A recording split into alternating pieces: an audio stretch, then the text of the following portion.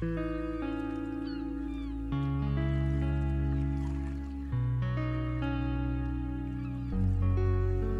de supervivència per al desgel és una peça teatral, una ficció, que reflexiona sobre l'emergència climàtica i sobre la necessitat de replantejar, de repensar la nostra feina creativa en clau ecològica.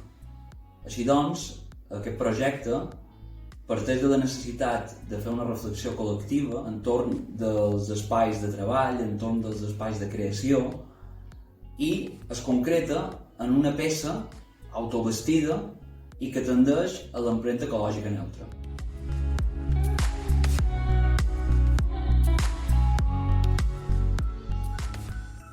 En aquest projecte, nosaltres ens vam qüestionar com podíem aportar el nostre granet de sorra al planeta o com afectava la nostra professió. No? Vàrem dir com començarem des de nosaltres perquè tothom es pugui plantejar amb les seves professions com impacten en el planeta, quina petjada fan. Per tant, vam intentar ser bastant honestos en tot el procés d'assajos i apuntàvem quina era la petjada de cada assaig, des de què consumíem, com ens desplaçàvem, quina energia empràvem per estar 4 hores assajant. Partíem de la idea de generar aquesta peça amb empremta ecològica neutra.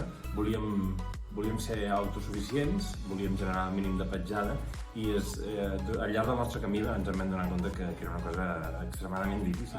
Hem vist que el joc amb la part econòmica ha estat constant i tot aquell lloc que no podíem arribar amb la part econòmica havíem d'arribar amb la part creativa.